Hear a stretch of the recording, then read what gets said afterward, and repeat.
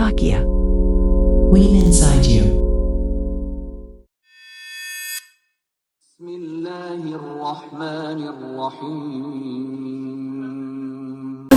Bismillahirrahmanirrahim. Assalamualaikum warahmatullahi wabarakatuh.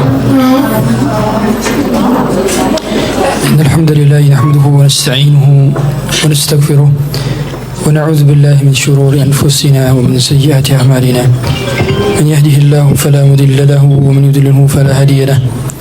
Asyhadu an la ilaha illallah wahdahu la syarika lahu wa asyhadu anna Muhammadan 'abduhu wa rasuluh wa safiyyuhu min khalqihi wa khaliluhu adda al-amanah. وبلغ الرسالة ونصح للأمة وكشف الله به الغمة وجاهد في الله حق جهاده حتى أتاه اليقين وتركنا على محجة بيضاء ليلها كنهارها لا يزيغ عنها إلا هالك. اللهم فصل وسلم وزد وبارك وأنعم وكرم ومجد على عبدك ورسولك محمد صلى الله عليه وآله وصحبه وسلم. فقال عز وجل يا أيها الذين آمنوا اتقوا الله حق تقاته ولا تموتن إلا وأنتم مسلمون. وقال عز وجل يا أيها الذين آمنوا اتقوا الله وقولوا قولا سديدا يصلح لكم أعمالكم ويغفر لكم ذنوبكم ومن يطع الله ورسوله فقد فاز فوزا عظيما.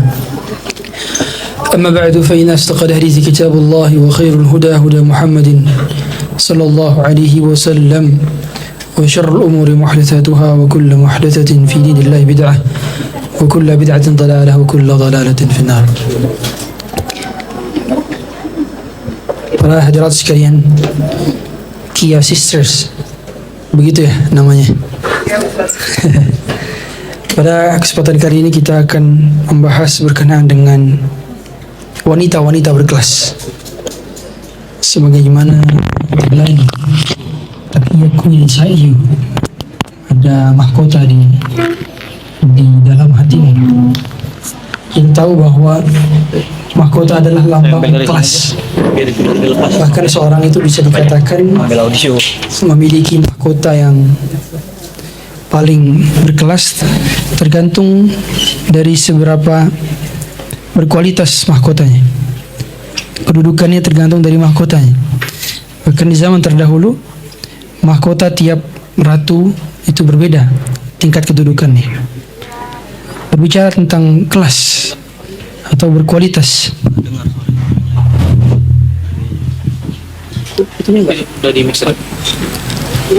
berbicara tentang kelas, kualitas, kita punya standar-standar dunia mengenai kelas itu. Ada sebagian kita yang boleh jadi mengukur kelas seseorang itu dari sekedar circle, dari sekedar atribut, dari sekedar pencapaian, status sosial. Kita punya definisi-definisi duniawi masing-masing mengenai kelas. Ada orang kelasnya di mana, dan kita semua ingin menjadi orang berkelas. Tapi berkelas di mata siapa? Itu poinnya. Tidak semua ingin menjadi berkelas di mata Allah. Maka dalam standar duniawi yang kita lihat, orang-orang berkelas itu punya karakter, punya ciri. Dia enggak terlalu pengaruh dengan apa yang orang definisikan, karena dia tidak butuh persepsi orang. Dan orang berkelas adalah orang-orang yang sedikit. Itulah mengapa Allah menyebutkan bahwa orang-orang bersyukur itu sedikit, karena memang syukur itu respon yang berkelas tentang kenikmatan suatu hal. Maka orang-orang berkelas yang akan kita pelajari bagaimana karakter-karakter orang-orang berkelas. Berbicara tentang berkelas, kita mengetahui bahwa seseorang itu sesuai dengan kadar pengetahuan terhadap Tuhannya. Makanya Nabi SAW mengatakan, man arafa nafsahu faqad arafa rabbahu. Siapa yang kenal dirinya pasti dia kenal Tuhannya. Sehingga kelas kita itu sangat ditentukan oleh pengenalan kita kepada Rabbul Alamin. Seberapa kenal kita dengan Rabbul Alamin? Disitulah kelas kita. Alias kalau kita ingin mengukur seberapa tinggi kedudukan kita di mata manusia, ukur saja kedudukan kita juga di mata Allah. Karena ketika Allah mencintai seorang hamba, maka Allah akan kabarkan seluruh para malaikat untuk mencintai hamba tersebut, dan Allah akan suruh hati-hati penduduk bumi untuk mencintainya juga. Sehingga kelas sangat erat kaitannya dengan apa yang ada di hati-hati kita, bukan apa yang berada di luar-luar kita. Kelas tidak dilihat dari sekedar tas, kelas tidak dilihat dari sekedar jam tangan, tidak dilihat juga dari sekedar luaran, tapi dilihat benar-benar dari hati kita. Sebagaimana tagline Queen Inside You, kelas itu di dada, kelas itu di dalam. Dan berbicara tentang kelas juga, kelas itu dimulai dari ketundukan hati. Makanya yang baik dari tubuh kita ialah yang menentukannya adalah hati. Perubahan yang paling signifikan adalah perubahan hati. Sehingga kalau sekedar merubah atribut saja, kita ke department store, kemudian ke changing room, ganti baju, selesai 5 menit jadi.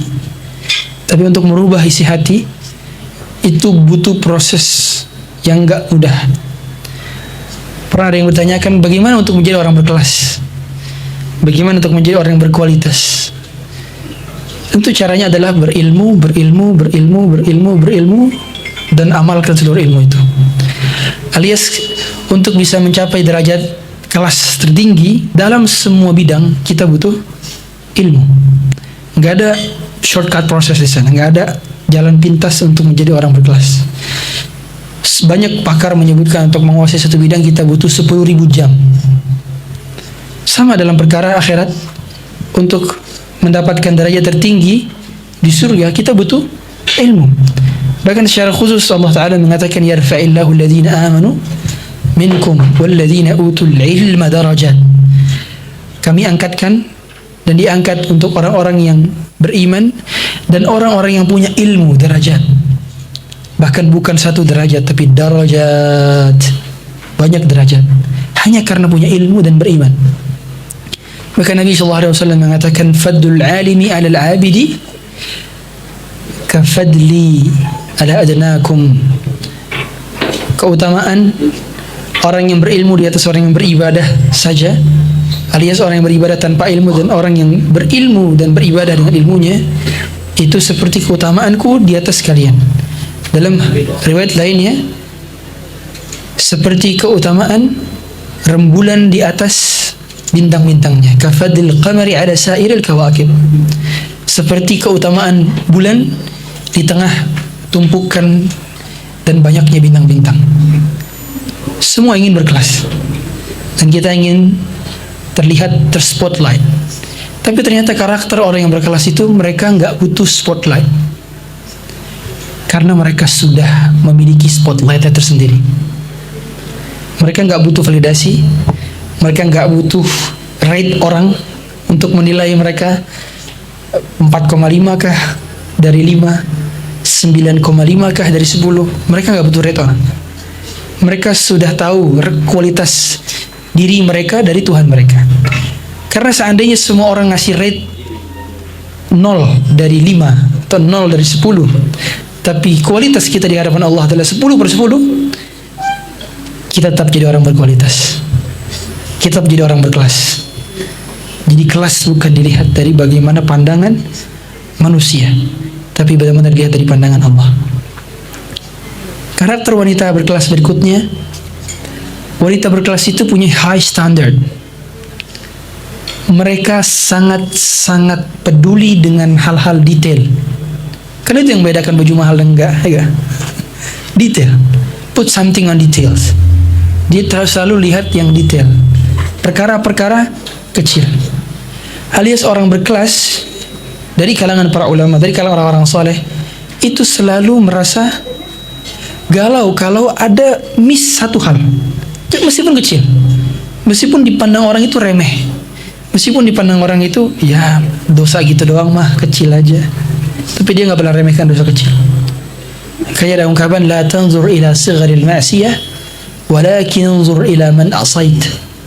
Jangan pernah lihat ukuran kecilnya maksiat yang kita lakukan, tapi lihatlah kepada siapa kita berbuat maksiat. Kita berbuat kemaksiatan kepada Dia yang Maha Besar. Sehingga orang-orang yang berkelas, mereka selalu fokus untuk bermuhasabah. Dan karakter orang yang berkelas itu mereka nggak ngomongin orang.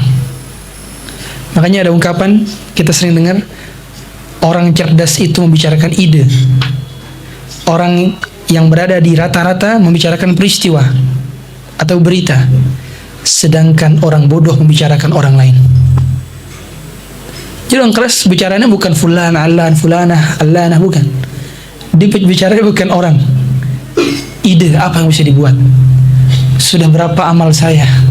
Apa kesalahan-kesalahan yang saya perlu perbaiki? Itu yang. Karena semakin mudah kita untuk mengintrospeksi diri, semakin sulit kita untuk melihat kejelekan orang. Tapi semakin gagal kita dalam memperbaiki diri dan mengintrospeksi diri, semakin gampang melihat cacatnya orang. Dan orang berkelas nggak main di arena tentang orang, nggak main. Lihat bagaimana kelasnya Nabi Sallallahu Alaihi Wasallam. Beliau pernah suatu ketika keluar rumah dan beliau bilang, la yuballighuni ahadun an ashabi fa inni uhibbu an akhruja ilaikum wa ana salimus sadar.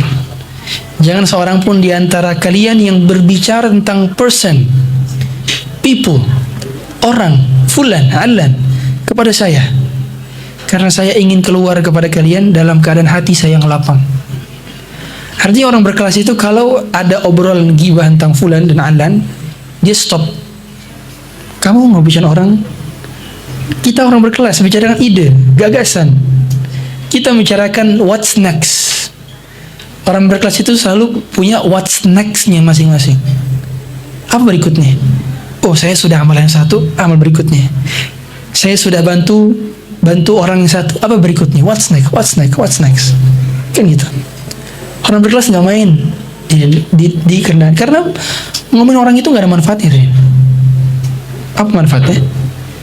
Kalau mau menegur, tegur langsung, bukan ngomongin kan sebenarnya.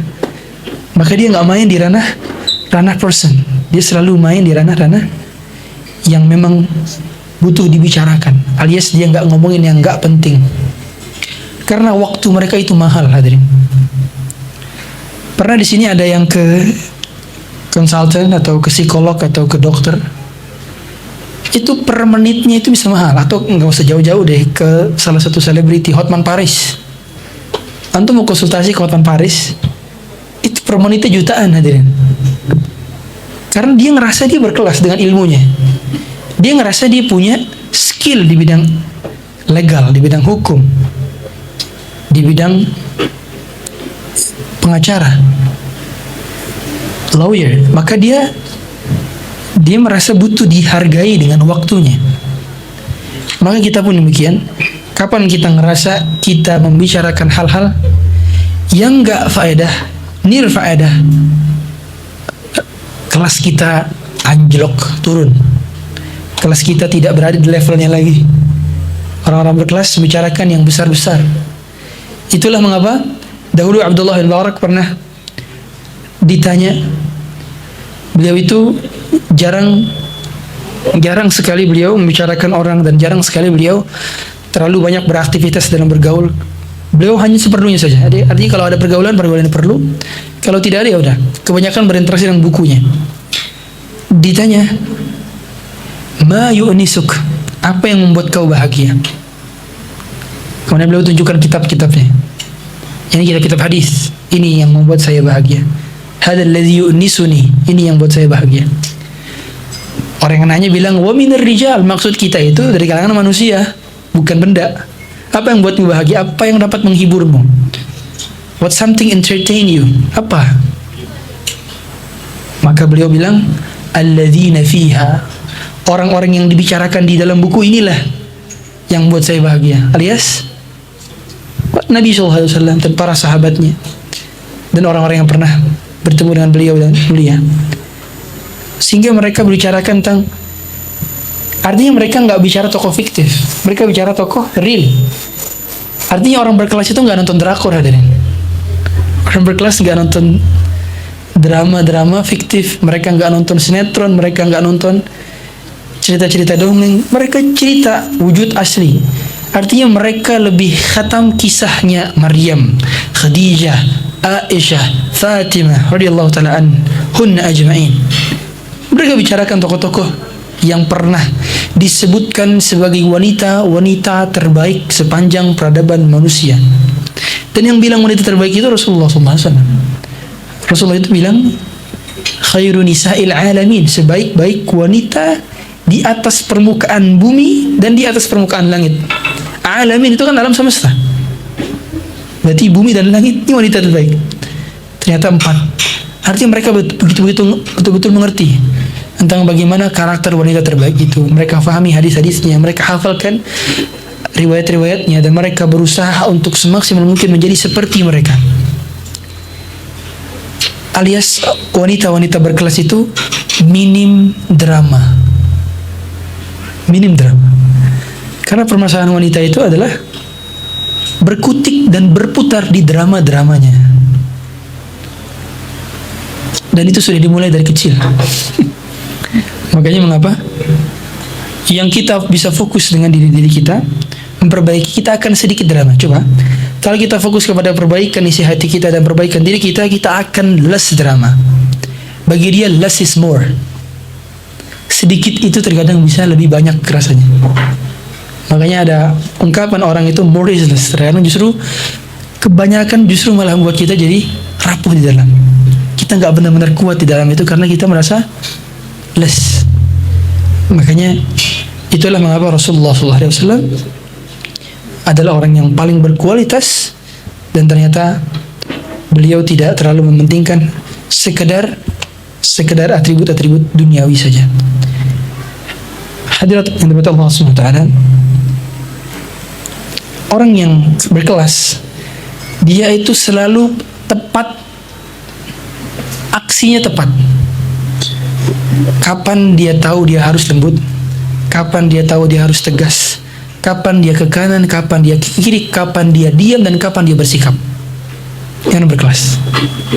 Artinya orang berkelas itu nggak mungkin salah penempatan action, nggak mungkin. Dia benar-benar tahu diamnya itu dibutuhkan dan bicaranya dibutuhkan. Berkelas itu sangat tidak berkorelasi dengan banyak bicara. Artinya orang banyak bicara itu bukan orang yang terlihat berkelas, bukan. Alias dia tahu kapan bicara. Bicaranya itu gagasan, bicaranya itu ide, bicaranya itu solusi, bicaranya itu adalah perbaikan, bicaranya adalah perubahan. Alias dia nggak mudah gampang bicara. Dia tahu penempatan kosakata dan diksinya itu berharga. Energi yang dia gunakan untuk berucap dan berkata itu selalu berkualitas.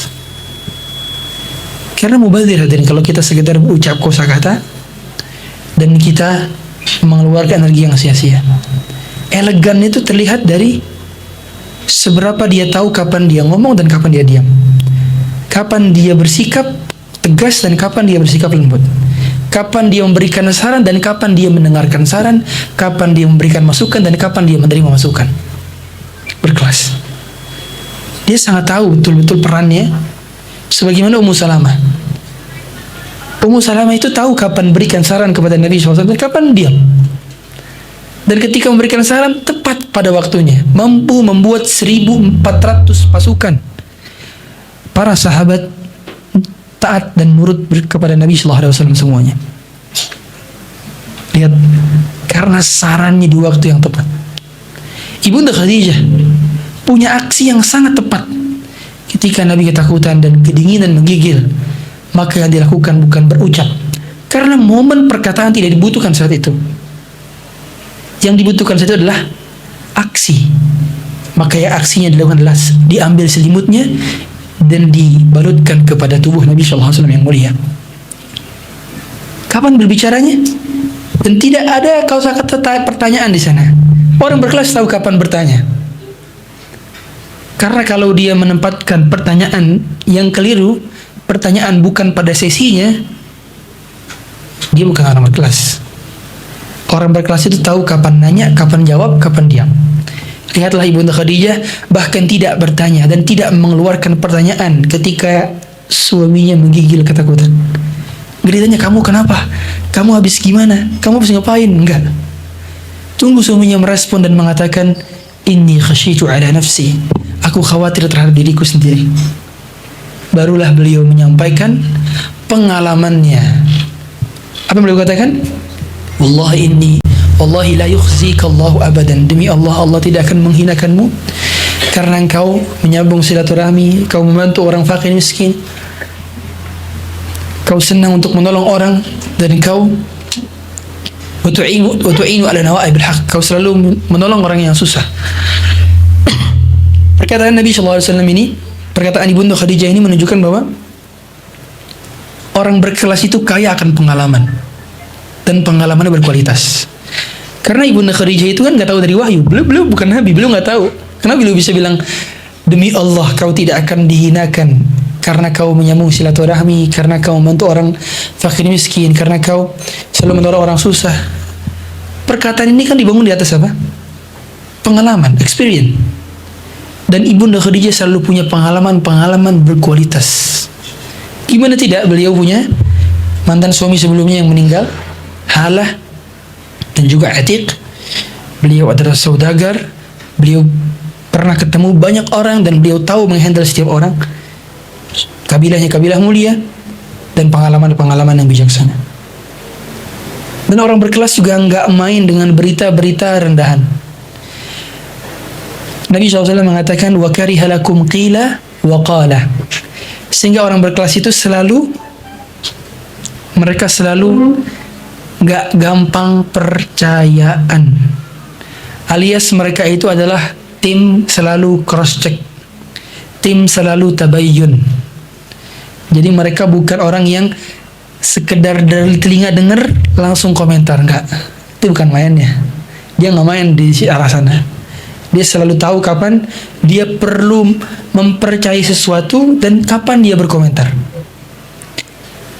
Artinya nggak semua hal dia layak untuk komentari, apalagi yang belum jelas kepastiannya. Berarti ketika datang berita satu hal, berita burung kah? Bahkan ada sampai mengatakan hatta beritanya A1, kalau dia merasa bahwa itu memang belum valid, maka dia nggak gampang-gampang percaya. Alias mereka adalah golongan yang nggak gampang dikibulin, nggak gampang dipercayai, susah. Mereka dibuat convincing mereka itu susah. Mereka gak gampang percaya. Mereka butuh cross check, mereka butuh tanya. Karena orang berkelas itu kan gitu. Mereka punya informasi banyak dan mereka tanya, cross check. Makanya mereka itu adalah golongan yang gak gampang menentukan produk yang dipilih, gak gampang. Gak gampang berloyalitas kepada satu produk, gak gampang. Karena mereka benar-benar detail. Mereka butuh benar-benar ngerti. Sampai sekarang kita tahu, meskipun pasar online begitu maraknya, tapi tetap saja ada orang yang perlu datang ke butik untuk pegang bahannya, untuk ngecek langsung kualitasnya, kan gitu. Sama dalam hal berita juga demikian. Orang berkelas itu nggak gampang percaya, karena bukan si penyampainya yang boleh jadi kurang soleh, tapi beritanya memang buruk. Sebagaimana Allah Ta'ala katakan, ya ayyuhalladzina amanu in ja'akum fasiqun binaba'in fatabayyanu an tusibu qauman bijahalatin fatusbihu ala ma fa'altum nadimin. Wahai orang-orang beriman, bila datang kefasikan, fasik. Syekh Sulaiman Ar-Ruhaili hafizallahu taala, beliau pernah mengatakan bahwa maksudnya fasiqun itu bukan hanya orang fasik.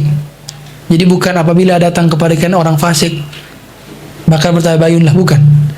Bukan hanya itu, tapi juga bermakna apabila datang kepada kalian berita yang belum tentu valid, alias beritanya ini masih derajat fasik, belum adil. Karena ada derajat dalam berita. Beritanya juga berita yang tidak berkualitas baik, alias sudah dari orang ke sekian, bukan dari sumber pertama yang ngalamin, bukan data primer, alias dia data sekunder atau tersier bahkan datanya, bukan data A1. Maka harus ditabayun. Fatabayyanu. Pernah main kuda bisik dulu pas masih kecil? Mungkin pernah ada. Dan kita tahu seberapa orang punya kualitas pendengaran yang baik. Tetap saja namanya kuda bisik, info pertama sampai info ke-10 beda jawabannya. Entah ada yang dikurangin, entah ditambahin, entah ada kreasi sendiri tiba-tiba. Padahal sama infonya. Dan semuanya sama-sama punya kemampuan mendengar, hadirin. Karena berita emang gitu. Berita itu adalah lawan kebalikan dari uang. Uang kalau disebar di masyarakat berkurang. Berita kalau disebar di masyarakat bertambah. Apalagi ibu-ibu. Ibu-ibu terkadang sinyalnya lebih cepat daripada 5G, 6G atau 7G kalau ada.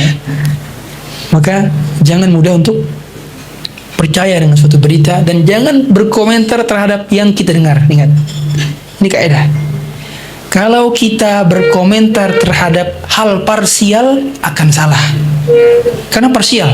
Sebagai contoh, orang kalau dia mengomentari yang baru saja dia dengar, tapi belum tahu berapa informasi yang dia dapatkan baru, 10%, 20%, 20% dan 10% itu belum layak untuk menghukumi sesuatu. Makanya ada sebuah kaidah di kalangan para ulama dalam fikih pidana. Kesalahan dalam memaafkan lebih baik daripada kesalahan dalam menghukumi. Ini kaidah. Jadi contoh, ada dua orang atau ada satu orang, ternyata kita hukum salah, harusnya hukumannya lebih berat, tapi kita salah hukum, salah menghukumi. Kita hukum yang lebih ringan. Sama ada orang yang ternyata kita hukum lebih tinggi, ternyata nggak sebadan, harusnya dia lebih rendah. Para ulama mengatakan lebih baik salah dalam memaafkan, alias salah dalam memberikan remisi lebih baik dalam kesalahan dalam menjatuhkan pidana, gitu kira-kira. Kesalahan dalam memaafkan, salah memaafkan lebih baik daripada salah dalam menjatuhkan hukum. Dan kebanyakan salahnya kita dalam menjatuhkan hukum itu karena kurang berita valid. Dan orang berkelas itu ingin berita valid. Anda tahu Bloomberg Terminal itu berita yang digunakan oleh para trader. Mereka itu ingin mendapatkan berita paling valid dan berita paling cepat, meskipun hanya perbedaan waktu 5 menit dan 10 menit dan beberapa jam. Mereka perlu berlangganan 400 juta per tahun. Silakan cek, namanya Bloomberg Terminal. Alias para konglomerat, mereka itu sangat butuh dengan berita valid. Ini kalau dalam konteks duniawi ya.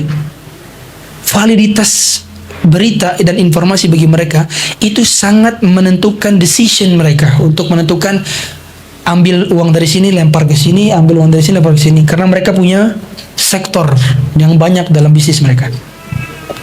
Kalau mereka salah info, itu valuasi perusahaan mereka bisa anjlok ke titik paling bawah. Hadirin, salah info doang. Betapa sering kesalahan informasi itu membuat keputusan kita keliru. Makanya orang berkelas itu mainnya di informasi yang valid aja. Dia nggak main di yang qila wa qala, dia nggak main. Dia nggak main di desas-desus. Dia nggak main di kabar burung, dia nggak main. Dan dia nggak mau tahu, dan dia pun kalau sudah tahu nggak mau berkomentar kecuali valid. Dan juga adalah orang yang butuh berkomentar. Dia tidak mau menggunakan energinya untuk berkomentar terhadap hal yang tidak dia pahami.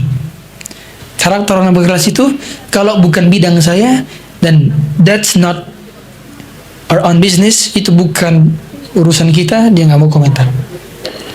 Karena energinya ini mahal.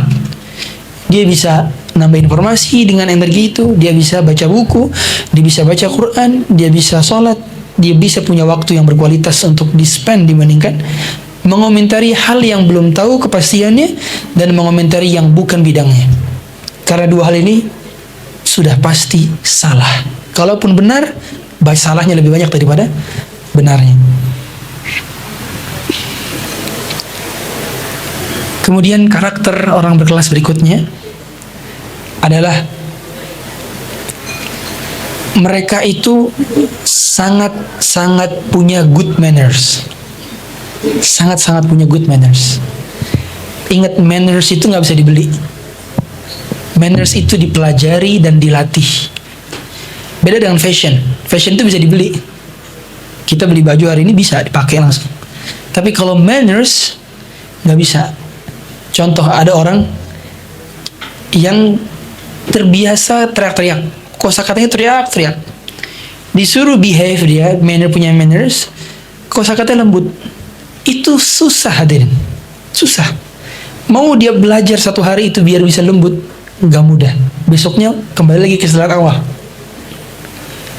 Memangnya gampang jadi Umar bin Khattab ketika beliau sudah terbiasa tegas, di masa lalu punya pengalaman-pengalaman yang kelam, tiba-tiba berteman dengan Nabi SAW yang sangat lembut, berteman dengan Abu Bakar yang sangat lembut, memang mudah? Gak mudah sama sekali. Ngubah karakter itu tahunan hadirin. Dan gak bisa kecuali dengan taufik dari Allah. Dan ternyata Allah mampukan hingga akhirnya pernah dalam suatu kondisi Umar itu lembut, Abu Bakar tegas. Tahu gak kondisinya kapan? Ketika peristiwa Abu Bakar itu punya kebijakan memerangi orang-orang yang gak bayar zakat. Abu Bakar mau perangi mereka dan membunuh mereka. Sedangkan Umar bilang jangan. Umar lembut. Artinya ketika Abu Bakar bergaul dengan Umar, Abu Bakar belajar ketegasan. Dan ketika Umar bergaul dengan Abu Bakar, Umar belajar kelembutan. Mereka saling belajar. Dan mereka butuh untuk belajar tentang karakter-karakter bawaan ataupun pengalaman-pengalaman yang mereka ingin ubah. Dan itu gak mudah. Butuh taufik dari Allah Ta'ala. Makanya mereka adalah orang-orang yang sangat punya good manners dan mereka berusaha untuk punya itu. Mereka dengan berlatih, minta taufik dari Allah Ta'ala. Karena akhlak itu ada dua. Akhlak tabi'i atau akhlak yang sifatnya bawaan. Dari kecil, dari lahir, dari orang tua, dari suku, ada akhlak bawaan. Ada juga akhlak muktasab. Akhlak yang diperoleh dari proses dia belajar. Nah, inilah Islam yang mengatur di sini. Kita semua punya basic akhlak kita masing-masing. Dan itu ada yang baik, ada yang buruk.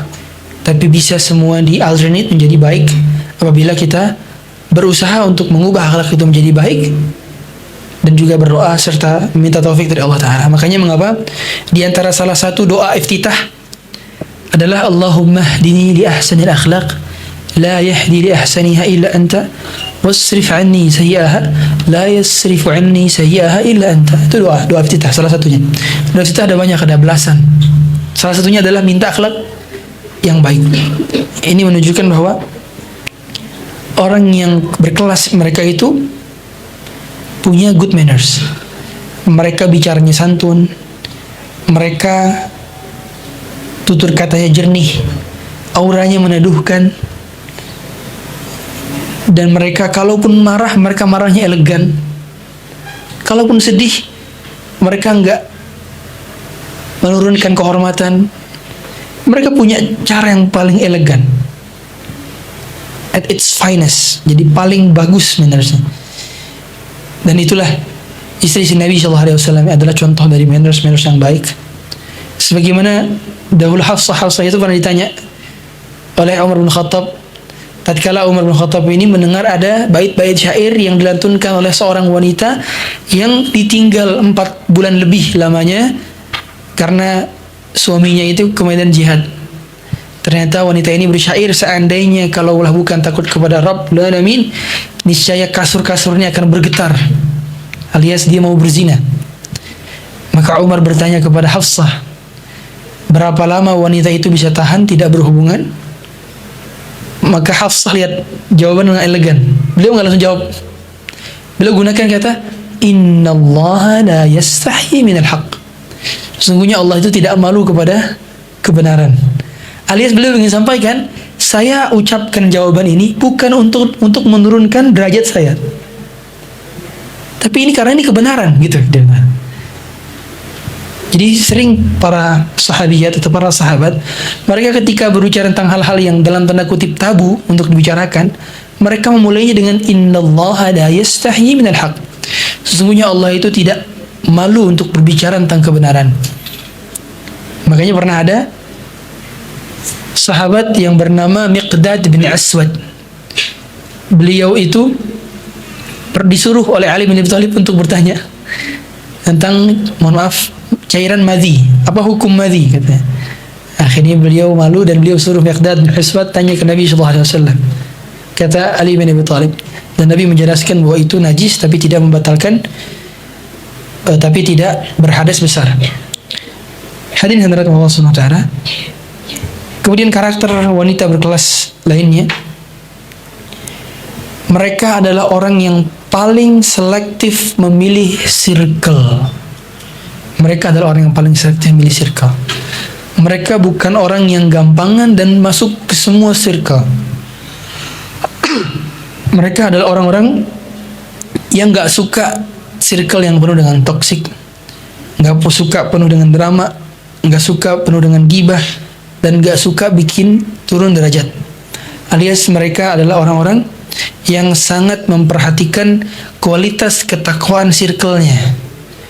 Alias kalau circle-nya membuat mereka semakin dekat kepada Allah, barulah mereka masuk, dan mereka pertahankan itu. Itulah mengapa para sahabat Nabi SAW adalah orang-orang berkualitas, karena mereka memaintain untuk kedekatan mereka bersama Nabi SAW. Mereka maintain circle mereka.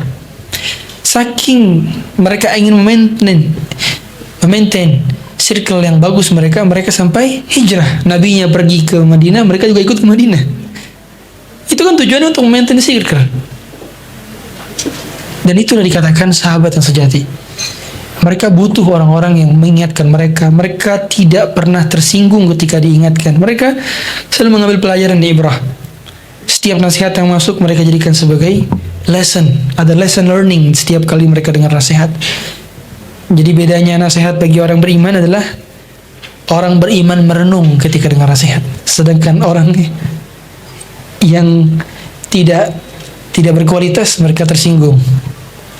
Jadi tujuan nasihat itu untuk buat kita merenung sejenak, dan tujuan untuk introspeksi diri. Setiap ada nasihat, justru kalau kita counter balik nasihat itu, kelihatan kualitas kita, kelihatan. Makanya orang-orang berkualitas itu, mereka itu tidak anti kritik, nggak anti kritik. Anda tahu orang atau bisnis-bisnis yang besar itu selalu dimulai dari perbaikan yang sifatnya masukan, kritik dan saran. Mereka selalu ini butuh itu. Jadi yang mereka tanyakan, seringkali orang kalau jual produk, supaya produknya ini bagus, apalagi baru launching, yang mereka tanyakan itu apa? Masukannya dong, kritikannya dong. Mereka belum butuh terlalu banyak pujian. Bahkan mereka nggak butuh dipuji. Mereka butuh kritikannya dong, masukannya dong. Sama orang berkualitas itu senang untuk minta nasihat. Jadi setiap kali ketemu sama orang saleh, mereka nggak minta fotonya, mereka nggak minta tanda tangannya, mereka minta nasihatnya.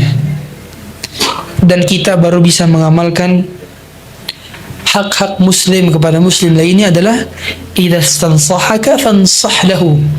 Kalau dimintai nasihat maka berikanlah nasihat. Mau memberi nasihat dan mau menasihati adalah karakter yang disebutkan di dalam surah Al-Asr, wa tawasau bil haqq wa tawasau bis sabr. Tawasau itu tafa'al, bermakna saling. Artinya kita baru mendapatkan golongan yang tidak akan pernah merugi kalau kita tidak hanya suka menasehati, tapi kita juga harus senang bila dinasehati. Contoh karakter berkelas itu adalah Umar bin Khattab. Suatu ketika Umar itu berkhutbah di atas mimbar. Beliau melihat banyak wanita itu maharnya tinggi-tinggi di zaman tersebut. Ternyata mahar wanita yang tinggi-tinggi sudah di zaman Umar. Suatu ketika Beliau bilang, wahai para wanita, turunkanlah mahar-mahar kalian. Gitu. Bayangin kalau antum hidup di zaman beliau. Dan satu ketika ada seorang wanita yang angkat tangan bersuara. Subhanallah, wanita lagi. Lihat wanita berangkat tangan bicara, mengatakan, wahai Amirul Mukminin, sesungguhnya engkau mengharamkan apa yang tidak diharamkan oleh Allah dan Rasulnya. Tidak ada larangan untuk meninggikan mahar di dalam Quran dan Sunnah. Kan gitu. Memang ada larangan ya, betul. Apa jawaban Umar? Umar sontak terkaget. Tapi beliau nggak nyalahin, kamu wanita, sana. Nggak boleh nggak gitu. Karakter orang berkelas itu nggak baperan kalau dikritik. Bahkan di depan umum sekalipun dia nggak terlalu baperan, karena memang yang sedang ditegur adalah tentang perbaikan dirinya. Maka lihatlah, beliau mengatakan, kullun yafqahu illa Umar. Semua orang itu lebih paham dibandingkan Umar. Beliau bilang gitu. Alias, kalian benar, saya yang salah. Gitu bilang. Luar biasa. Besar dan luas, lebar dan dadanya daripada Umar bin Khattab. Padahal kita tahu wanita ini belum ada jaminan masuk surga, sedangkan Umar itu sudah ada jaminan masuk surga. Umar fil jannah. Umar yang kita tahu jasa-jasanya banyak, diharamkan khamr karena wasilah Umar, diwajibkan hijab karena wasilah Umar, salat di belakang makam Ibrahim karena wasilah Umar. Banyak sekali perantara-perantara dari Umar. Tapi beliau nggak ego dengan nasihat-nasihat orang. Meskipun nasihat itu tidak datang dari pihak yang ideal untuk memberikan nasihat. Karena kita tahu, makanya kita butuh sabar untuk menerima dan memberikan nasihat. Karena pertama, karena tidak semua orang yang kita nasihati langsung mau menerima nasihat kita.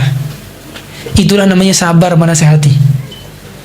Yang kedua, kenapa kita perlu sabar dinasihati? Karena tidak semua nasihat itu datang dalam keadaan ideal. Enggak. Tentu yang ideal kan kita adalah menerima nasihat dari mana? Dari orang yang atas kepada yang bawah. Kemudian tepat pada waktunya, tepat suasananya, tepat tutur katanya. Tapi tidak selalu nasihat itu datang dalam kondisi ideal. Maka orang berkelas itu tidak idealnya nasihat, maka tetap dia terima sebagai perbaikan. Itulah mengapa di antara perkataan daripada Umar bin Khattab radhiyallahu ta'ala, beliau mengatakan, rahimallahu mra'an ahda ilayya uyubi. Semoga Allah merahmati seseorang yang menunjukkan kepadaku kesalahan-kesalahanku. Apalagi orang berkelas. Orang berkelas itu biasanya kalau orang sudah di atas puncak karir, popularitas, kekayaan, jabatan, itu orang bawah-bawahannya segan untuk ngasih nasihat. Biasanya segan. Maka gimana orang berkelas ini mereka biasanya mendapatkan nasihat? Mereka minta nasihat. Mereka minta nasihat kepada orang yang paling mengetahui mereka, yaitu orang terdekat mereka, pasangan mereka. Jadi kalau wanita berkelas itu gimana? Sering nanya kepada suaminya, Mas, kira-kira apa kurang servis saya kepada engkau? Mas, kira-kira apa parfum yang kamu suka biar aku pakai? Mas, kira-kira apa pelayanan yang ingin kamu tambah dariku? Mas, bagaimana sikapku kepada engkau? Boleh gak kasih nilai rate aku berapa pelayanan aku, biar aku bisa introspeksi diri. Dia selalu ingin itu. Meskipun tidak dapat dipungkiri manusia senang dengan pujian, tapi bukan itu fokus dia. Dia bukan pencari pujian, bukan. Dia mencari perbaikan. Makanya yang dicari adalah kritik dan saran. Dia selalu cari itu. Ini karakter wanita berkelas. Sehingga dia selalu ingin memperbaiki. Makanya karakter dalam perusahaan-perusahaan Jepang, kita tahu perusahaan Jepang itu mereka punya moto itu perbaikan kualitas yang berkelanjutan. Ikigai. Kalau Anda pernah dengar istilah ikigai, alias motonya orang Jepang atau motonya perusahaan-perusahaan Jepang itu adalah ikigai. Ingin selalu menambah kualitas perbaikan meskipun 0,001% per hari. Selalu ada perbaikan. Servisnya itu selalu bertambah. Ingat, surganya wanita di mana? Di suaminya. Berarti orang yang paling berhak mendapatkan servis terbaik Anda adalah suami. Berarti Anda tiap hari itu perlu menambah kualitas servis itu untuk menjadi 5 star. Servisnya 5 star. Orang berkelas kan senang dengan hal-hal yang bintang 5. Sudahkah kita bintang 5 di mata suami kita? Sudahkah kita bintang 5 di mata orang yang berhak mendapatkan pelayanan terbaik kita? Anak-anak kita, orang tua kita, pasangan-pasangan kita. Sudah kita bintang 5? Karena kita senang bintang 5. Hotelnya sekarang bintang 5. Kita senang dengan kualitas barang yang bintang 5. Kita senang dengan servis yang bintang 5. Dalam hal makanan kita ingin buffet yang lengkap dan bintang 5. Semua bintang 5 suka, orang senang, orang berkelas.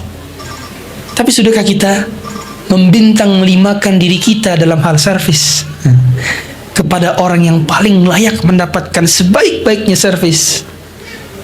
Keluarga kita.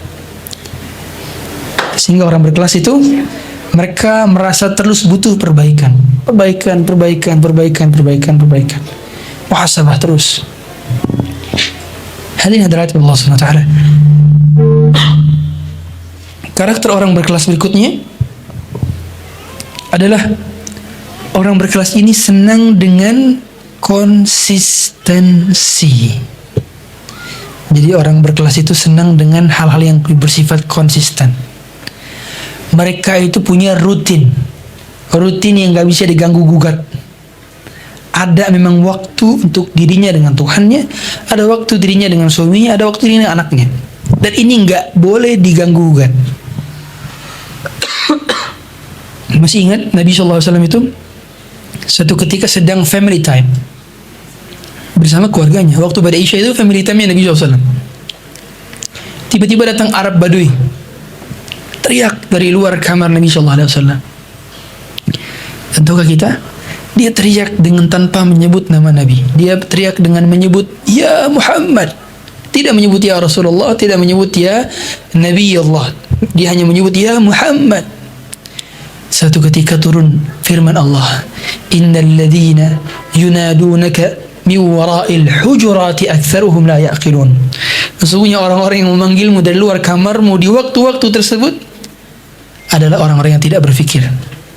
Alias Allah ingin menegur. Bayangkan, Allah sampai menegur dari langit tentang penggangguan waktu orang ketika sedang bersama keluarganya. Alias dia sangat strict terhadap waktu-waktu yang memang spesifik. Kalau ini waktunya untuk suami maka diluangkan, waktunya untuk anak dia luangkan, waktunya untuk orang tua dia luangkan. Dia benar-benar memberikan waktu yang berkualitas, bukan waktu sisa, bukan.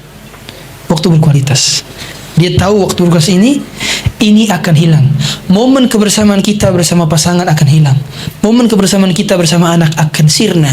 Dan momen kebersamaan kita dengan orang tua pun akan fana, akan hilang. Kalau kita tidak memberikan momen berkualitas, kita tidak akan pernah punya memori yang indah bersama mereka lagi di surga. Karena ternyata waktu yang kita berikan adalah waktu-waktu sisaan saja. Dan banyak orang itu nyesel karena dia nggak kasih waktu yang berkualitas. Dia nyesel seumur hidup. Betapa banyak orang yang menyesal karena orang tuanya meninggal itu bukan gara-gara dia, boleh jadi bukan karena sekadar meninggalnya, bukan. Tapi karena selama hidup tidak memberikan waktu berkualitas. Nelpon hanya sekedar kalau ingat, memberi hadiah kalau sekedar hanya ingat saja. Makanya ada ungkapan dari seorang ulama, sebaik-baik berbakti ialah memenuhi kebutuhan orang yang kita bakti sebelum dia minta. Alias sebaik-baiknya servis itu adalah sudah available dan sudah serve, sudah provide sebelum diminta. Itu sebaik-baiknya serve. Sebaik-baiknya pelayanan service adalah sudah ready dan sudah available sebelum diminta. Maka apalagi orang tua ya, orang tua itu banyak orang tua itu sungkan untuk minta kepada anak, sungkan untuk minta A, minta B, minta C. Maka sebaiknya provide sebelum mereka minta dan sebelum mereka berucap. Lagi-lagi orang berkualitas itu, orang-orang berkelas itu mereka konsisten. Anda tahu ada buku namanya 5 AM Club atau sejenisnya, alias bangun jam 5 pagi. Itu New York bestseller, salah satu buku yang paling bestseller di New York dan tentunya di dunia. Alias orang-orang berkelas itu, mereka itu selalu bangun pagi, dan mereka, karena mereka boleh jadi nggak sholat subuh, maka mereka menulisnya dengan 5 AM Club, alias kalau bahasa kitanya adalah komunitas orang yang subuhan, nah gitu. Dan orang berkualitas, orang berkelas itu sangat strict dan konsisten. Makanya banyak buku-buku tentang productivity, ya, seperti Atomic Habits karya James Clear, itu kan semua tentang konsistensi. Beliau bilang lebih baik pencapaian yang 0,1% setiap hari daripada hari ini tambah 10%, 20%, 30% tapi besok minus. Lebih baik little step daripada giant step tapi langsung anjlok. Kan konsisten. Dan itulah sesuai dengan hadis Nabi SAW, khairul amal adwamuha wa in qalla. Sebaik-baik amalan itu adalah yang berkelanjutan meskipun sedikit. Jadi berkelanjutan adalah amalan orang-orang berkualitas. Yang terakhir sebelum kita buka sesi tanya jawab, orang-orang berkualitas itu memang bukan orang-orang yang sempurna, dan mereka tidak sedang mencari kesempurnaan. Mereka tahu kekurangannya, mereka tahu dirinya tidak sempurna, dan mereka juga tahu dirinya punya kekurangan. Dan karena itu mereka itu bukan result oriented, pencari result saja semata, dan mereka bukan sekedar orang yang mengapresiasi setiap hasil, tapi mereka adalah orang yang mengapresiasi proses, alias mereka nggak compare diri mereka dengan sekedar hasil orang lain, tapi mereka berusaha untuk melihat pencapaian proses yang mereka lalui dari diri-diri mereka. Itu yang mereka lihat, yang mereka fokuskan. Karena satu-satunya pihak yang melihat proses kita itu hanya Allah, hadirin. Tidak semua orang bisa tahu bagaimana proses yang telah kita lalui. Bahkan gak ada yang benar-benar tahu persis kecuali Allah. Itulah mengapa Allah menjudge kita di hari kiamat itu bukan dengan hasil kita, tapi dengan proses kita. Makanya Allah Ta'ala yang melihat kita tidak dengan rupa kita, fisik kita, tapi melihat hati dan ketakwaan kita. Maka orang-orang yang berkualitas atau orang-orang yang berkelas itu mereka sangat proses oriented. Mereka lihat proses yang mereka lalui, dan mereka adalah orang-orang yang memaknai sebuah proses. Mereka bukan orang-orang yang gampang menjudge hasil dan menganggap gagal kalau misalnya tidak ada resultnya. Alias mereka bukan generasi instan. Karena orang-orang berkualitas itu nggak ada yang dilahirkan dari instan, nggak ada. Sedangkan hari ini kita di-provide dengan semua hal-hal yang instan. Makanan kita instan, dopamin kita instan, tontonan kita instan, semua instan. Bahkan pengiriman aja ada yang instan. Ada yang same day, ada yang instan. Instan. Dan orang berkelas nggak ada yang instan. Nggak ada shortcut proses dari sebuah perjalanan tentang kualitas. Kita semua ingin produk yang berkualitas, tapi tidak sedikit orang atau tidak banyak orang yang ingin menjadi pribadi yang berkualitas. Maka setiap kelas ada orangnya, dan setiap orang ada kelasnya. Semua kita ingin menjadi orang-orang berkelas. Dan hadirin hadirat Allah SWT, untuk bisa menjadi orang berkelas, kita bisa pasangkan standar-standar itu yang tadi disampaikan, kepada kehidupan kita, tentang hubungan kita di hadapan Allah Ta'ala. Semua orang bisa mengomentari tentang kualitas kita, tapi Allah yang paling mengetahui tentang kualitas-kualitas kita. Semoga kita adalah orang berkualitas di dunia dan di akhirat. Demikian mungkin dapat kami sampaikan, karena sudah berlalu lebih 1 jam. Bila ada yang ingin tanyakan, kami silahkan. Wallahu a'lam.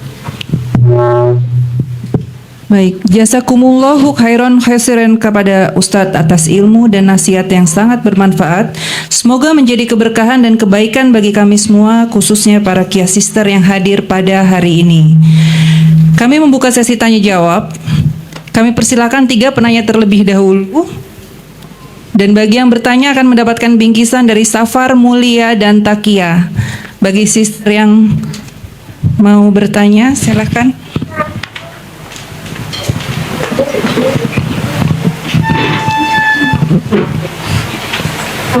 Bismillah. Assalamualaikum Ustadz.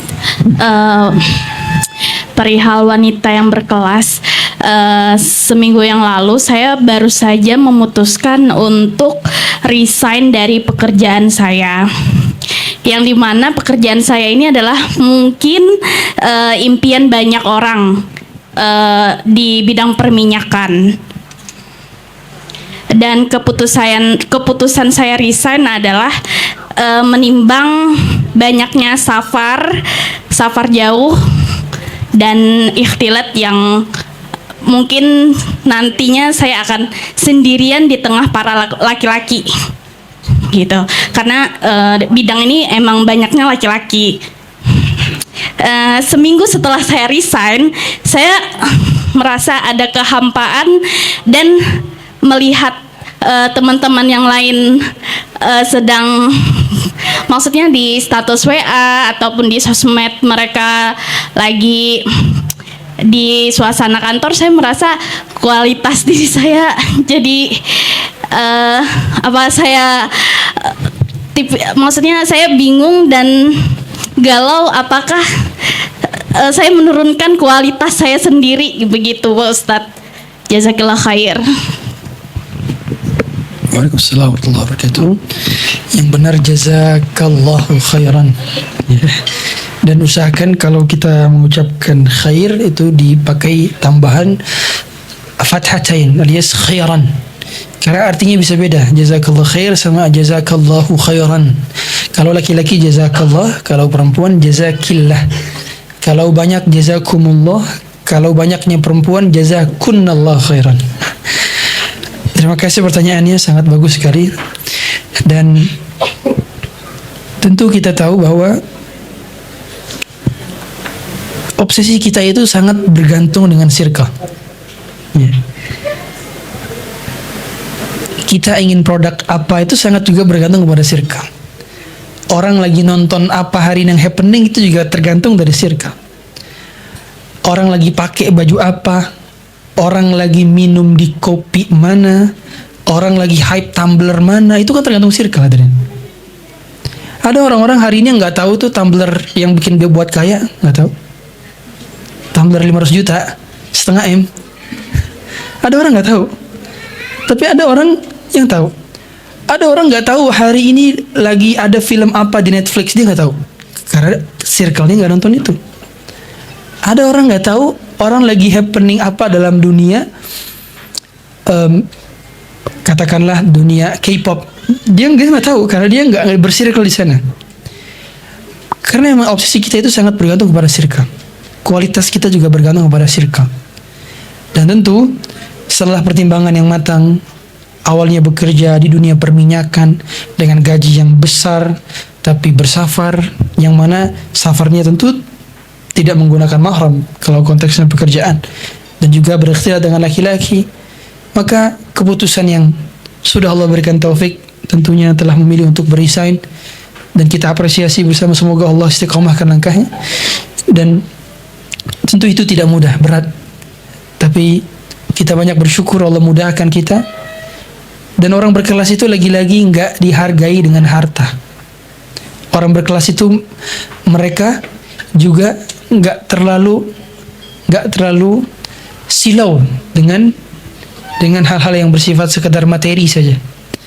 Mereka selalu melihat hal-hal yang sifatnya pandangan Allah Ta'ala. Jadi apabila gajinya besar, menurut orang-orang ini terhormat, tapi kalau di mata Allah itu ada pelanggaran, maka tidak ada yang baik. Dan selalu ingat hadis Nabi Sallallahu Alaihi Wasallam yang mana beliau mengatakan dalam satu hadisnya, tidaklah Allah mengambil sesuatu dari seseorang kecuali Allah akan memberikan yang terbaik atau yang lebih baik darinya. Ada perkataan para ulama juga, man taraka syai'an lillahi awadahu Allahu khairan min. Yang meninggalkan sesuatu karena Allah akan Allah gantikan yang lebih baik. Boleh jadi digantikan yang lebih baik bukan gaji yang lebih baik atau gaji yang lebih banyak, bukan. Yang lebih baik itu adalah ketenangan hati. Yang lebih baik itu adalah kesempatan untuk menimba ilmu. Itu lebih baik, bukan? Lebih baik. Yang lebih baik adalah kesempatan untuk menutup aurat secara sempurna. Orang kalau diperbanyakan tidak menutup kemungkinan, nggak bisa pakai gamis, nggak bisa. Orang kebanyakan pakai celana, pakai celana, bajunya baju laki-laki yang kasar, bergaul bersama laki-laki, harus teriak-teriak. Maka subhanallah, ada ungkapan yang saya pernah dengar. Ini salah satu pemutarbalikan orang-orang liberal dan orang-orang feminis. Bayangkan orang atau seorang wanita yang berkhidmat kepada suaminya di dalam rumah, kemudian dia menimba ilmu, kemudian dia berkhidmat memberikan services, dia berkhidmat kepada satu orang laki-laki di rumah. Itu dikatakan orang tersandra oleh orang liberal. Tersandra, ini orang tidak bisa berkreatif kreasi. Sedangkan ada satu wanita, dia menjadi katakanlah pramugari, dia berkhidmat untuk ribuan laki-laki yang masuk ke dalam pesawat. Terus dikatakan ini freedom, kebebasan. Padahal auratnya terlihat laki-laki, kecantikannya dinikmati banyak laki-laki, servisnya diterima oleh banyak laki-laki, dikatakan freedom. Subhanallah. Ini kan kebalik hari ini pola pikirnya. Freedom itu kalau semakin sedikit yang kau khidmatkan, kan gitu. Kalau wanita berkhidmat kepada suaminya, kepada ayahnya, kepada anaknya, berarti semakin berkualitas servisnya. Kalau banyak orang di servis, dalam tanda kutip tentunya, apalagi servisnya bukan servis yang syar'i, maka bukan hal yang freedom sejatinya, gitu ya. Tapi ini cara media barat mengubah kita. Sehingga kalau saran saya, ganti circle. Anda bisa hapus kontak-kontak supaya tidak muncul di status Anda dalam hal ini, atau unfollow akun-akun yang demikian. Ganti, alternate semua. Jadi follow akun yang isinya kajian, kalau nggak kajian nasihat, kalau nggak nasihat ceramah, kalau nggak ceramah itu coba isi. Berubah, mindset kita akan berubah. Kita akan nggak anggap lagi kalau bekerja di bidang tertentu dengan bertemu laki-laki yang banyak dengan gaji yang fantastis sebagai karakter kualitas seorang wanita. Kita nggak mikir. Allah, coba. Semua kita punya obsesi masing-masing, dan obsesi kita sangat terkait dengan circle. Maka mengubah circle juga mengubah suasana handphone. Yang kalau kita lihat isinya, oh ibu fulana isinya share ini, oh ibu fulana lagi kajian di sini. Kita akan tahu betapa pencapaian yang terbaik adalah pencapaian itu, bukan dari gaji. Kan dunia ini fana, gaji seberapa orang besok akan hilang, akan habis, dan harta yang kita bawa juga akan kita tinggalkan nantinya. Wallahu a'lam. Semoga Allah berikan taufik untuk terus istiqamah.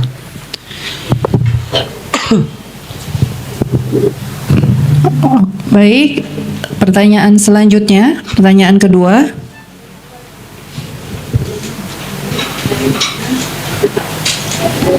Oke.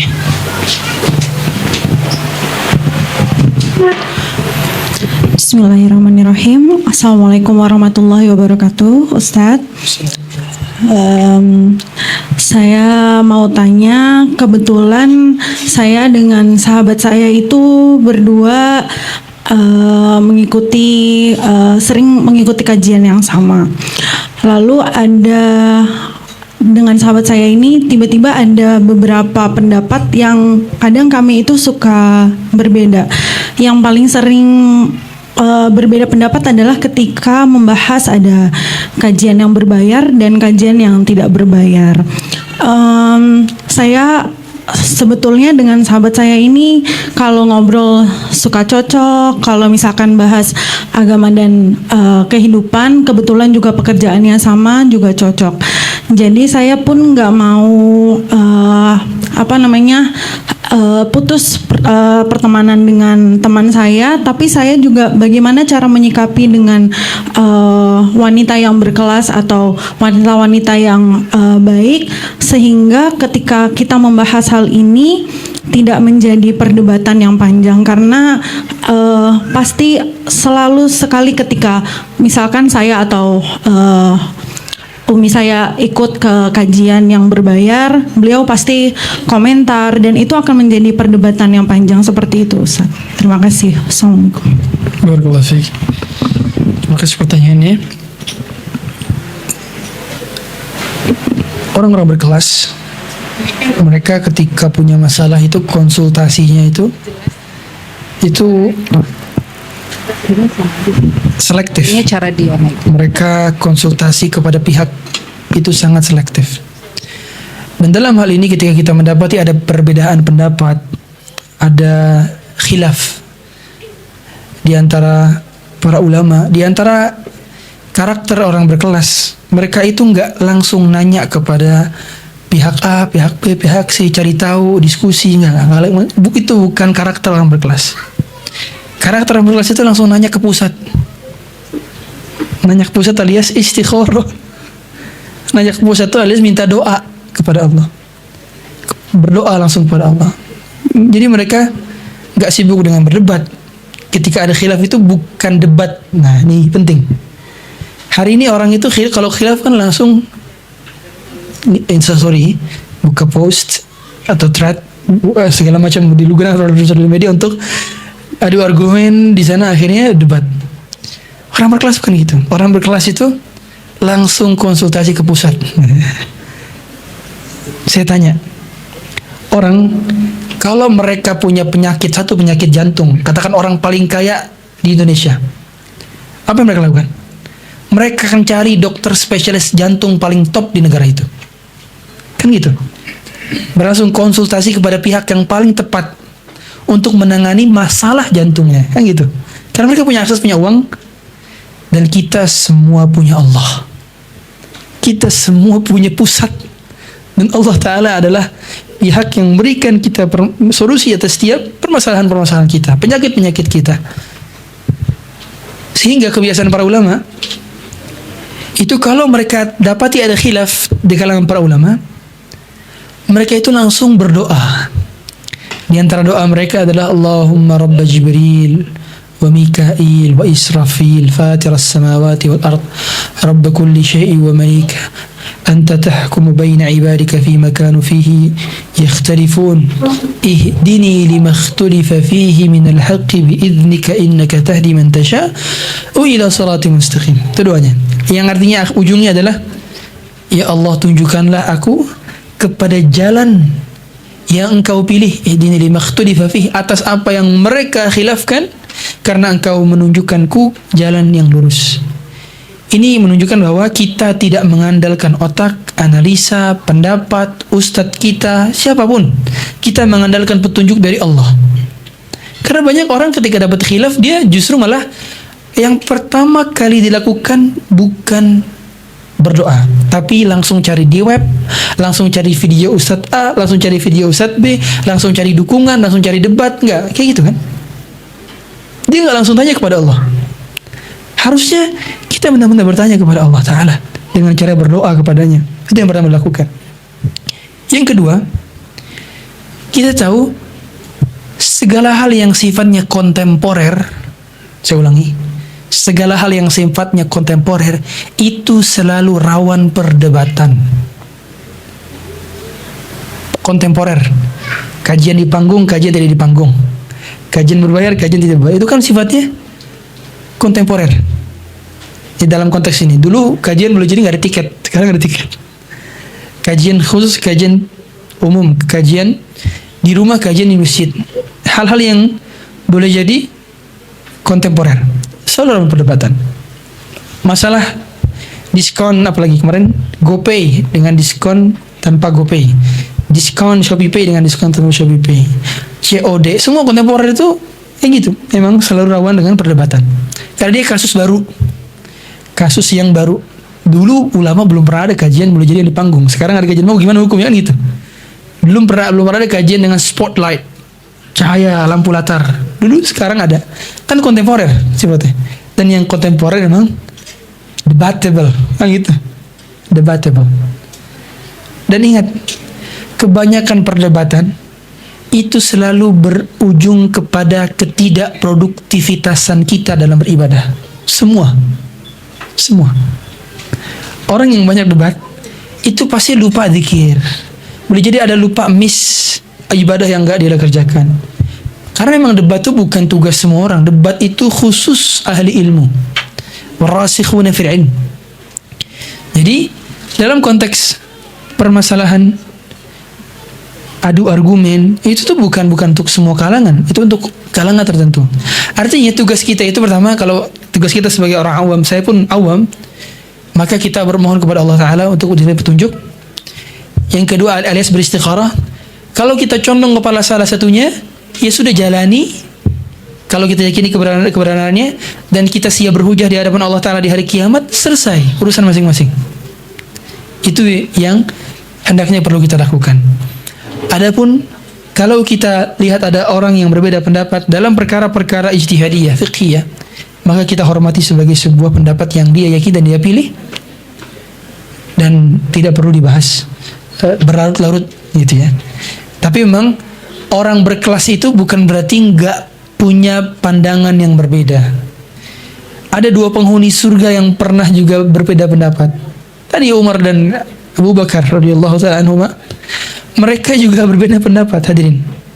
Mereka juga pernah khilaf, mereka juga pernah bertengkar. Tapi orang beriman itu tengkarnya nggak lebih daripada 72 jam. Alias mereka nggak bertengkar lebih dari 3 hari 3 malam. Karena Nabi SAW yang menyuruh kita, la yahjurul muslimul muslima fauqa thalath. Tidak boleh muslim atau mukmin mendiamkan mukmin lainnya lebih daripada 3 hari. Jangan sampai hanya karena isu-isu yang khilafiyah diamkan 3 hari. Maka kita juga perlu terus minta taufik kepada Allah Ta'ala agar disibukkan dengan hal-hal yang bermanfaat. Wallahu a'lam. Baik, pertanyaan ketiga dan terakhir. Barangkali Kia Sister ada yang mau bertanya?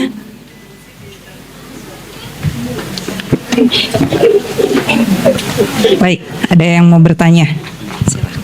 Assalamualaikum warahmatullahi wabarakatuh. Ustadz, tadi seperti kata Ustadz, kita tidak boleh berlama-lama mendiamkan lebih dari 3 hari. Tapi kalau misalnya kita dalam satu keluarga tuh tidak sepaham gitu, maksudnya tidak sejalan gitu, boleh nggak kita tuh cuman berhubungan sama mereka tuh kalau ada perlu aja gitu, tidak apa ya namanya, lebih ke menghindari konflik gitu daripada harus bertemu atau berkomunikasi setiap hari tapi sebenarnya nggak sama gitu. Terima kasih pertanyaannya, bagus sekali. Maksud daripada mendiamkan 3 hari itu bukan berarti kalau nggak kontak 3 hari berarti mendiamkan, bukan. Maksudnya adalah kalau konflik dia itu nggak memboikot. Hajar itu artinya boikot. Cancel culture, budaya cancel. Dia nggak meng-cancel gitu selama 3 hari lebih. Maksudnya adalah kalau konflik gitu. Alias kalau nggak konflik dan memang karena kesibukan masing-masing lupa kontak, itu bukan termasuk memutuskan hubungan, bukan. Contoh, kita nggak setiap hari kontak sama teman SD kita, SMP kita, SMA kita, kuliah kita nggak setiap hari kontak mereka kan? Hanya ada perlunya saja gitu kan? Maka itu bukan termasuk memutus hubungan, bukan. Yang dimaksud memutus hubungan adalah ada orang terdekat kita yang jadi renggang hubungan kita dengan dia karena ada satu isu, ada satu masalah, hingga akhirnya kita jadi diam-diaman. Nah, itu tidak boleh lebih daripada 3 hari. tidak boleh diboikot sampai 3 hari. Ustadz, bukannya Ka'ab bin Malik itu diboikot 50 hari? Iya, yang suruh boikot itu wahyu. Itu ayat Quran. Itu perintah Nabi SAW. Sedangkan kita bukan Nabi dan kita tidak ada wahyu dari langit. Ustadz, saya mau boikot dia seperti Ka'ab bin Malik. Memang kamu Nabi? Kita bukan Nabi, maka kita gak bisa boikot orang lebih daripada 3 hari. Dan Nabi pun ada pelajaran besar kan, karena Allah ingin membebaskan namanya Ka'ab. Sampai diceritakan dalam surah At-Taubah, wa 'ala thalathati alladhina khulifu, untuk 3 orang yang kemarin memiliki kesalahan maka Allah ampuni mereka. Sehingga menjaga jarak agar tidak terlalu dekat dengan orang-orang yang dalam tanda kutip kita khawatir kita malah berkonflik kalau terlalu dekat, itu sah-sah saja dan normal-normal saja. Dan seperti itu yang dilakukan oleh Nabi SAW kepada orang bahkan yang pernah berbuat khilaf kepada beliau. Siapa di antaranya? Di antaranya adalah Wahsy. Wahsy ini pembunuh paman Nabi SAW, Hamzah bin Abdul Muttalib radhiyallahu ta'ala. Ketika perang Uhud dibunuh oleh Wahsy. Wahsy masuk Islam. Bagaimana perasaan Nabi ketika melihat ada wajah orang yang menjadi pembunuh pamannya? Paman pertama Nabi yang masuk Islam itu Hamzah. Abbas belum masuk Islam ketika itu. Abu Lahab nggak masuk Islam, Abu Thalib nggak masuk Islam. Bayangkan betapa bahagianya Nabi SAW ketika punya paman, orang terdekat dari keluarganya setelah istrinya dan sepupunya, itu pamannya, yang beliau udah nggak punya kakek, udah nggak punya ayah. Jadi orang terdekat beliau itu dari kalangan ke atas adalah paman. Dan paman pertama Islam Hamzah ternyata dibunuh oleh seorang yang bernama Wahsy, orang dari Habasyah. Ternyata beliau masuk Islam. Dan Nabi SAW pernah berkata kepada Wahsy agar dirinya tidak terlalu sering menampakkan wajahnya di hadapan Nabi SAW, agar Nabi itu tidak mengulangi kesedihannya ketika melihat Wahsy, karena Nabi itu bisa terrepetisi kesedihannya apabila melihat Wahsy karena teringat dengan pamannya. Nabi alias jaga jarak dalam konteks tidak terlalu dekat, khawatir menambah rasa kesedihan, menambah trauma. Itu menjadi pertanda bahwa boleh kita agak jaga jarak dengan orang supaya tidak terlalu punya banyak drama. Karena biasanya kalau sudah terlalu dekat, dramanya jadi banyak. Apalagi para wanita, ada saja drama. Kalau sudah terlalu dekat, ada drama. Kalau terlalu jauh, ya drama juga. Sedang-sedang saja dalam berkomunikasi, dalam berrelasi dan bercircle, sedang-sedang saja. Tidak terlalu dan tidak juga terlalu jauh. Allah alam, mungkin demikian. Dan tadi adalah jawaban atas pertanyaan terakhir. Kami berterima kasih atas atensinya.